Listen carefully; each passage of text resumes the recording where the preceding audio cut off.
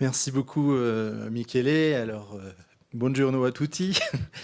Avant de commencer, je voudrais naturellement remercier donc, les professeurs Vellano et Louvain de m'avoir convié à ce très, très, très beau projet. Remercier également la fondation Courmayeur Mont-Blanc pour son formidable accueil, son efficacité, et puis il faut bien dire faire une conférence dans ce cadre qui est absolument somptueux. C'est formidable, en particulier pour un breton comme moi, dont les montagnes ne dépassent pas 400 mètres, les monts d'Arrée. Donc forcément, ça me change de cadre. C'est le moins que l'on puisse dire. Donc merci à vous tous, et puis merci surtout à Gustavo, parce qu'on a beaucoup travaillé ensemble et bien travaillé. On a eu des échanges extrêmement dynamiques, et puis en plus, il a eu travaillé plus que moi, puisqu'il a traduit ma partie que j'avais rédigée en français en italien, donc je le remercie énormément. Alors, je dois avouer que j'étais à Cagliari, en Sardaigne, au printemps dernier, quand j'ai reçu un message de Gustavo me demandant de participer à ce projet. Alors évidemment, venir ici m'enchantait, donc j'ai donc dit oui tout de suite, mais en revanche, j'étais quelque peu étonné, puisqu'en fait, la question posée était de savoir à qui appartient le sommet du Mont Blanc? À la France. La question pour moi ne se posait pas, on l'a toujours appris à l'école. Et je ne peux pas dire que j'ai trouvé la question saugrenue, mais en tout cas un peu étonnante. Et donc j'ai fait quelques recherches et rapides. Et là j'ai vu qu'effectivement il y avait une controverse dont j'ignorais tout, et une controverse qui est extrêmement intéressante du point de vue du droit international. Je vais peut-être trahir un secret ou pas d'ailleurs, ou à la fin. En fait, j'ai l'impression qu'il n'y a pas vraiment de réponse entre la position italienne et la position française. Je ne suis pas persuadé qu'il y en a une des deux qui s'impose véritablement. Mais on va le voir en tout cas. Alors, indifférent en plus sur une zone qui, il faut bien le dire ici, est extrêmement limitée. Gustavo l'a montré donc avec les cartes, mais indifférent symbolique, indifférent avec des conséquences économiques, avec des conséquences aussi politiques très importantes. Alors, comme Gustavo l'a rappelé, donc nous sommes entendus, il a bien présenté l'historique, les cartes, et donc maintenant, il me revient donc de voir quels sont les arguments de la France, et ensuite d'esquisser la façon dont éventuellement ce différend pourrait être réglé en faisant appel aux moyens de règlement juridictionnel ou non juridictionnel du droit international qui existe pour régler ce différend que je trouve qu'on pourrait qualifier en tout cas d'anachronique.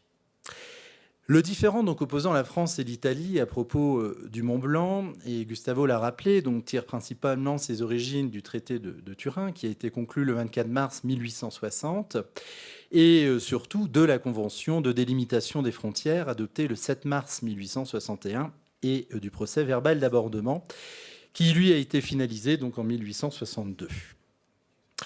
La Convention de 1861, et Gustavo l'a rappelé en présentant le point de vue français, a pour objet de déterminer la frontière entre la France et l'Italie. C'est ce qu'elle fait, mais de manière extrêmement laconique, puisque l'article 1er a déjà été cité. L'article 1er se contente de préciser que la nouvelle frontière suivra la limite actuelle entre le duché de Savoie et de Piémont, autrement dit, la division administrative de l'époque. La Savoie et le Piémont ont longtemps fait qu'un. Après le traité de Turin, ces deux territoires sont désormais séparés.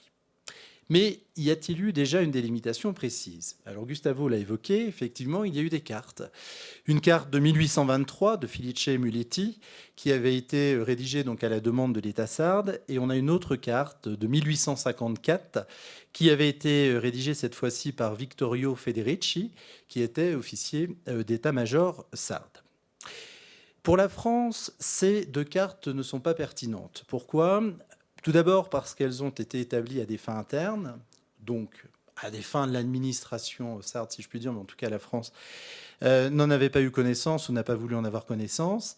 Et deuxième critique qui revient systématiquement, le tracé suivi n'est pas exactement le même. L'argument peut être discuté, mais je ne pense pas que ce soit l'argument fondamental de l'Italie de toute façon. Mais sachez qu'il y a ces deux cartes qui existent, et Gustavo l'a évoqué tout à l'heure. En revanche, l'argument majeur de l'Italie, c'est la fameuse annexe 3 de la Convention de 1861. Annexe 3 donc, du traité, qui est une carte qui délimite la frontière dans la zone litigieuse. Et Michele et Gustavo ont eu le grand plaisir en fait de découvrir cette carte. Et je pense que ça devait être un moment assez particulier d'imaginer cette carte qui a plus de 150 ans et qui est peut-être la clé du différend entre la France et l'Italie quant au Mont Blanc. La Cour internationale de justice, dans l'affaire du temple de Preah Vihear, qui a opposé le Cambodge à la Thaïlande et qui a été mentionnée, a rappelé qu'une carte qui est annexée à un traité, donc ce qui est le cas ici, a une valeur conventionnelle. Elle a la même valeur que le traité, et donc elle est opposable partie à la France et à l'Italie. La carte en question, et cela est évoqué, trace une frontière qui épouse la ligne de crête, et donc ce qui va totalement dans le sens de la thèse italienne. Cependant, la France considère que le tracé est trop imprécis, qu'à l'époque, les reliefs n'étaient pas cartographiés avec autant de précision qu'aujourd'hui. Et donc l'argument de la France est de dire que le tracé n'est pas suffisamment précis, donc la force probande de la carte en est affectée. On ne peut donc pas se fonder uniquement sur la carte. Alors, de manière générale, le juge ou l'arbitre international manie toujours les cartes avec une extrême prudence, en particulier lorsqu'elles sont anciennes, comme celle-ci. La commission franco-italienne, la commission des frontières Éthiopie-Érythrée, donc qui était un arbitrage qui a eu lieu au début des années 2000, a par exemple pu parler dans l'un de ces arbitrages de la frilosité du juge et de l'arbitre concernant justement les cartes. Une note de l'IGN en France, de l'Institut national de l'information géographique et forestière, une note de 2020, considère que la ligne frontière qui est sur la carte de 1861 ne suit pas expressément la ligne de crête telle que nous l'observons aujourd'hui et donc considère qu'elle passe un peu plus loin par le Mont Blanc de Courmayeur. Donc il y a des arguments à la partie française pour réfuter une délimitation de la frontière qui soit fondée justement sur la ligne de partage des eaux. On a des cartes, mais on peut remettre en cause la validité du tracé, en tout cas, c'est le point de vue de la France. En outre, et donc cela a été évoqué, la France n'a plus de copie de la carte de 1861. Elle a été perdue donc, pendant la débâcle, quand les Allemands donc, sont rentrés à Paris. On ne sait pas si elle a été détruite ou autre. En tout cas, il n'y a plus de copie. Donc la seule copie qui existe, elle est en Italie et c'est celle dont nous avons parlé tout à l'heure. Cependant, comme cela a été mentionné également, la France considère que la carte en question n'est pas la carte de 1861, donc qui a valeur conventionnelle, obligatoire, mais une carte qui a été adoptée donc en 1862 dans le cadre de la délimitation. Or, ici, il s'agit d'un simple PV d'abordement, donc sans valeur juridique, ou en tout cas sans valeur contraignante.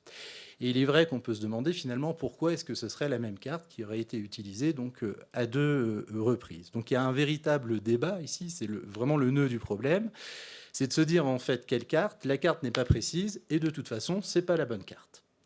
Donc pour la France, à partir du moment où on ne peut pas se fonder sur les cartes, il faut interpréter la convention dont on a dit qu'elle était extrêmement laconique, cette convention de 1861.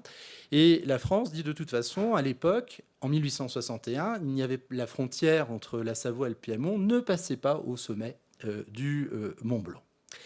Quel tracé alors retenir ? La France s'appuie sur une carte qui a été mentionnée également tout à l'heure, qui est la carte rédigée par le capitaine Jean-Joseph Mieulet en 1865. Ce dernier avait été chargé d'élaborer donc la carte d'état-major de la zone en question et le tracé met le sommet du Mont Blanc uniquement en France. Bien entendu, ce serait contradictoire avec ce que j'ai dit auparavant. Il ne suffit pas qu'un État adopte une carte de manière unilatérale pour qu'elle soit opposable à l'autre État. Cependant, l'Italie, semble-t-il, n'a pas contesté donc, le tracé, en tout cas pendant plusieurs décennies, puisque ce différend ne date en réalité, et cela a été mentionné également tout à l'heure, que de quelques décennies, alors que le nœud du problème date, lui, de 1861-1862. Et surtout, ce que va avancer la France, c'est, pour faire simple, que le territoire, enfin la France a essayé d'une façon ou d'une autre d'administrer ce territoire, qui est un territoire particulier, extrêmement hostile. Autrement dit, il y a ce que l'on appelle en droit international ici des effectivités. Donc la France a, d'une façon ou d'une autre, exercé des actes de souveraineté sur cet espace, et l'Italie n'a jamais rien dit. L'Italie n'a absolument pas réagi. Donc on est ici sur des questions à la fois d'effectivité et d'acquiescement. Donc, que fait le juge international lorsqu'il est saisi d'un différend de ce type? Il va tout d'abord chercher à identifier un titre juridique. En l'espèce, on a un titre, c'est la Convention de 1861. Mais si le titre est inopérant ou n'existe pas, dans ce cas-là, il va pouvoir s'appuyer sur d'autres moyens probatoires, dont justement les effectivités. Alors, dans l'affaire de Petra Branca, c'était une affaire qui opposait la Malaisie à Singapour. Il y avait un différend sur 3 îles. La question était de savoir qui avait la souveraineté sur chacune de ces îles. La Cour internationale de justice a admis, je la cite, « Dans certaines circonstances, la souveraineté sur un territoire peut passer à un autre État agissant à titre de souverain, c'est-à-dire face à des manifestations concrètes de l'exercice de la souveraineté territoriale. » Il n'y a pas de forme particulière. En revanche, il faut bien entendu des manifestations claires, dépourvues d'ambiguïté. Donc si un État exerce des actes de souveraineté sur un territoire sur lequel il n'y a pas de titre ou le titre n'est pas opérant, le territoire en question pourrait passer donc à l'État qui l'occupe. Alors justement, quelles sont ces effectivités? La première qui est citée, c'est une expédition. Quelques semaines seulement après la conclusion du traité de Turin, l'administration des guides de Chamonix, sur la suggestion des autorités françaises, organisa une manifestation, je cite un article qui date de 1933, de la revue savoisienne, une manifestation de patriotisme et d'alpinisme. Et le 5 juillet 1860, le drapeau français flottait sur la cime du Mont Blanc. Alors je vais juste citer un passage de cet article parce que je le trouve vraiment intéressant la façon dont il est écrit. 11 guides partirent le 5 juillet au matin de Chamonix sous la conduite de Pierre-Édouard Simon.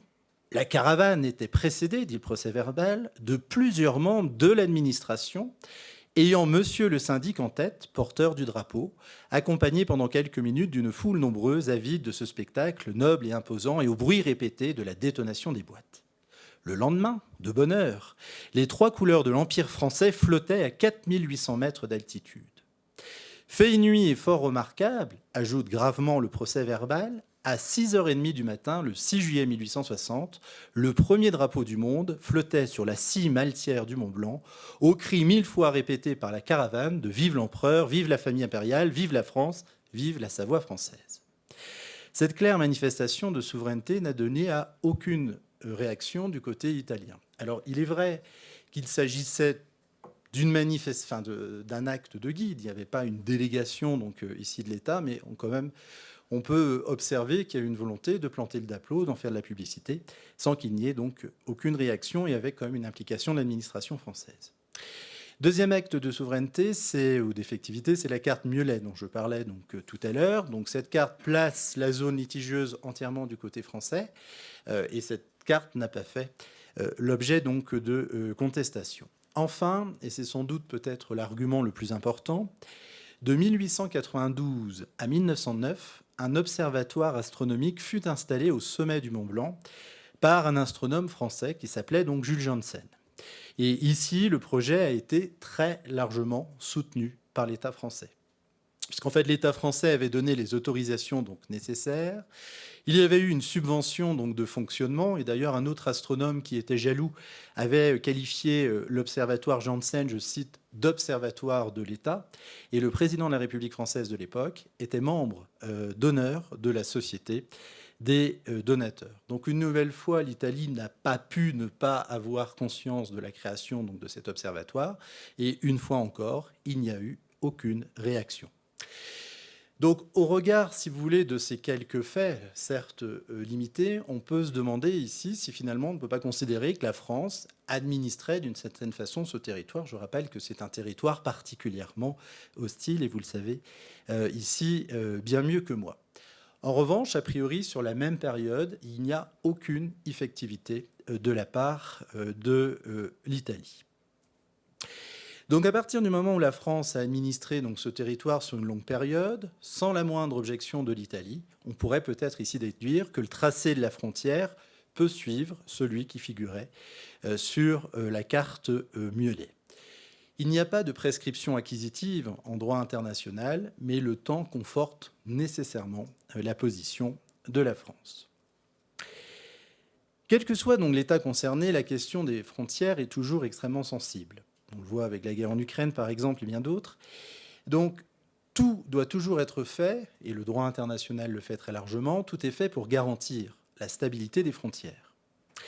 Et de manière peut-être paradoxale, c'est au nom précisément du principe de stabilité des frontières que la Cour internationale de justice dans l'affaire que je mentionnais tout à l'heure, Petra Branca, a justement justifié ce transfert de souveraineté de la Malaisie vers Singapour. Or, dans le différend donc, qui oppose ici la France à l'Italie, les faits donc, ont plus d'un siècle et l'Italie n'a rien dit. Donc du côté français comme du côté italien, il y a des arguments à faire valoir et ce qui est assez intéressant, c'est que la doctrine italienne va plutôt dans le sens de l'Italie et que la doctrine française va plutôt dans le sens de la France, à quelques exceptions près. Enfin, j'ai l'impression qu'en Italie, c'est toujours du côté italien et du côté français, parfois, c'est plus nuancé. Alors, que faire maintenant? Est-ce que la situation peut perdurer? Le droit international impose aux États de régler pacifiquement leurs différends. C'est une obligation de moyens, mais ce n'est pas une obligation de résultat. Ils doivent tendre vers la paix, mais en revanche, on ne peut pas leur imposer de parvenir donc, à une solution. Alors, deux modes de règlement des différends sont envisageables, soit juridictionnels, soit non juridictionnels. Si les États décident de recourir à un mode non juridictionnel, c'est souple, c'est pas contraignant, et en plus, il n'est pas nécessaire de se fonder donc uniquement donc sur le droit. Le droit est un paramètre à prendre en compte, mais c'est un paramètre parmi d'autres. Dans le second cas, c'est-à-dire dans le cadre des modes juridictionnels, ici, ce sont des modes qui sont plus attentatoires à la souveraineté des États. Le tiers statue en droit et la décision est obligatoire. Alors, ce qui est intéressant pour le différend qui concerne le Mont-Blanc, c'est que le juge ou l'arbitre saisi dans ce genre de situation et qui juge en droit fait toujours preuve d'empirisme. Et notamment, ce qui est intéressant, c'est que l'arbitre ou le juge n'hésite pas à introduire des considérations transactionnelles, à mettre de l'équité en fait dans sa décision, donc qui est fondée pourtant sur le droit. Ce qui fait que les décisions de la Cour internationale de justice, par exemple, ne sont pas totalement prévisibles sur les questions donc, de règlement des différends territoriaux. Par exemple, dans l'affaire que je citais tout à l'heure, Petra Branca, en réalité, il y avait 3 îles. Il y a eu transfert de la souveraineté en fait, pour l'îlot de Petra Branca, donc de la Malaisie vers Singapour. Mais en revanche, la Cour a considéré que les deux autres îles relevaient de la souveraineté donc de la Malaisie. Donc, une sorte de transaction, donc, si vous voulez, donc, ici. Donc, que pourrait décider la Cour internationale de justice? Je n'en sais rien et je pense que de toute façon, c'est une question qui ne se posera jamais, puisque la France a retiré sa déclaration facultative d'acceptation de la juridiction obligatoire. Donc, pour saisir la Cour internationale de justice, il faut qu'il y ait une base de compétences. Il y a une convention qui date de 1957 pour le règlement des différends que la France n'a pas ratifié. Donc la seule solution, c'est un compromis. Il faudrait que la France accepte avec l'Italie d'aller devant la Cour internationale de justice. Donc c'est une solution qui, à mon avis, ne verra jamais le jour. Donc la solution doit être diplomatique. Il faut que les parties, en fait, retournent à la table de discussion, même si le débat est très largement passionné. Donc il est évidemment bien triste que 2 États, 2 vieux amis, membres de l'Union européenne, puissent avoir ainsi un différend frontalier qui concerne en plus le toit de l'Europe. Il est dommage que le traité du Quirinal, qui a été conclu le 26 novembre 2021, ne fasse absolument pas mention de cette question.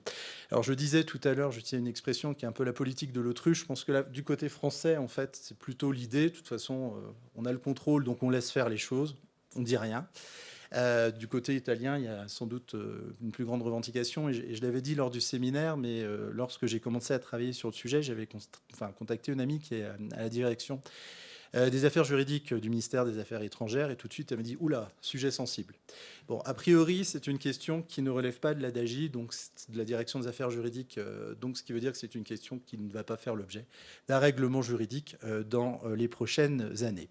Pourtant il y a des solutions qui existent, et je vais terminer par ça très brièvement. Parce que c'est un symbole, le Mont Blanc, alors on pourrait envisager par exemple l'instauration d'un condominium, c'est-à-dire en fait que les deux États soient amenés donc à gérer la zone, donc une sorte de souveraineté partagée. On pourrait aussi imaginer d'autres solutions, par exemple une solution qui ressemble à celle que l'on a en France avec l'île des Faisans. L'île des Faisans, c'est une île qui est à la frontière entre l'Espagne et la France, et qui est administrée 6 mois de l'année par la France et 6 mois de l'année par l'Espagne. Et on pourrait envisager toute forme de coopération dont on va sans doute parler lors de la deuxième session. Voilà. Donc autrement dit, les solutions, elles existent, c'est certain. Seul manque la volonté politique. Je vous remercie. Merci.